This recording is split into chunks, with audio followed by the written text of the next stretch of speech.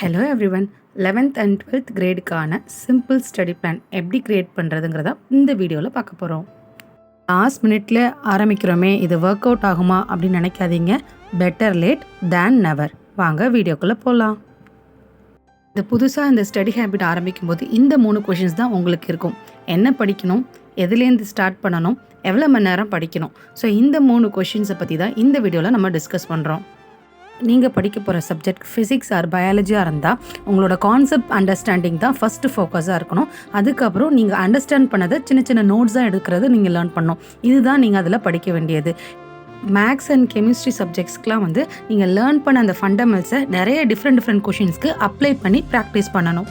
So இது வரைக்கும் study habit இல்லை, நான் இப்போ தான் புதுசாக ஸ்டார்ட் பண்ண போகிறேன் அப்படிங்கும்போது ஓவர் பர்டனாக இல்லாமல் சிம்பிள் டாஸ்க்காக கொடுத்தீங்கன்னா இந்த ஸ்டடி பிளான் உங்களுக்கு ஒர்க் அவுட் ஆகும். ஃபார் எக்ஸாம்பிள், ஸ்கூலில் கொடுக்குற ஹோம்ஒர்க்ஸ் மினிமம் 2 ஹோம்ஒர்க்ஸ், அதாவது இந்த சம் சால்வ் பண்ணிட்டு வாங்கன்னு ஹோம்ஒர்க் கொடுத்துருப்பாங்க, இல்லை 2 கொஷின்ஸ் படிங்க, அந்த மாதிரிலாம் ஹோம்ஒர்க்ஸ் கொடுத்துருப்பாங்க இல்லையா. ஸோ அவங்க கொடுத்துருக்க ஹோம்ஒர்க்ஸை ஃபஸ்ட்டு கவரப் பண்ண நம்ம ட்ரை பண்ண போகிறோம். இது 2 வீக்ஸுக்கு கண்டினியூஸாக ப்ராக்டிஸ் பண்ணணும்.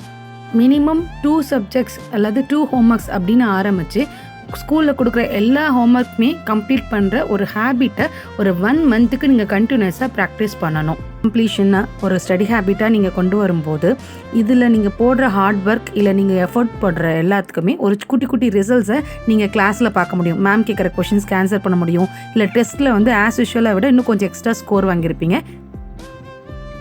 அதனால் இந்த ஸ்டடி ஹேபிட் உங்களுக்கு கன்சிஸ்டண்ட்டாக இந்த ஸ்டடி பிளான் கண்டினியூஸாக ஒர்க் அவுட் ஆக ஆரம்பிக்கும். ஸோ இதுக்கப்புறம் தான் நம்ம கொஞ்சம் எக்ஸ்ட்ரா படிக்கிறதுக்கு ஆரம்பிக்க போகிறோம்.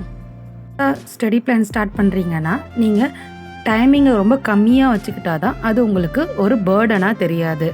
20 மினிட்ஸ் ஒரு செஷன்னு பிளான் பண்ணிக்கோங்க. அந்த 20 மினிட்ஸை கன்சிஸ்டண்ட்டாக 2 வீக்ஸ் ஃபாலோ பண்ணிட்டு கொஞ்சமாக நம்பர் ஆஃப் செஷன்ஸை இன்க்ரீஸ் பண்ணுங்கள். So minimum 1 hour, maximum 2 hours நம்ம படிக்கணும். உங்களோட ஸ்டடி ரொட்டீனை இந்த மாதிரி ஃபிக்ஸ் பண்ணிக்கிட்டிங்கன்னா ஈஸியாக இருக்கும். ஸோ வீக் டேஸ் ஃபுல்லாக ப்ரிப்பரேஷன், வீக்கெண்டு நீங்கள் என்ன ப்ரிப்பேர் பண்ணீங்களோ அதை குட்டி டெஸ்ட்டாக நீங்கள் எழுதி பார்த்து உங்களை நீங்களே எவாலுவேட் பண்ணி மிஸ்டேக்ஸை ஐடென்டிஃபை பண்ணி கரெக்ட் பண்ணிக்கணும். லேர்ன் பண்ண கான்செப்ட்ஸை அப்ளை பண்ண கற்றுக்கணும். மேக்ஸிமம் நம்பர் ஆஃப் டெஸ்ட் நம்ம எழுத எக்ஸாமில் நமக்கு திங்கிங் அண்ட் அப்ளிகேஷன் ரொம்ப ஈஸியாக இருக்கும். ஒரு யூஸ்ஃபுல்லான டெக்னிக்கோட நெக்ஸ்ட் வீடியோவில் பார்க்கலாம். பபாய்.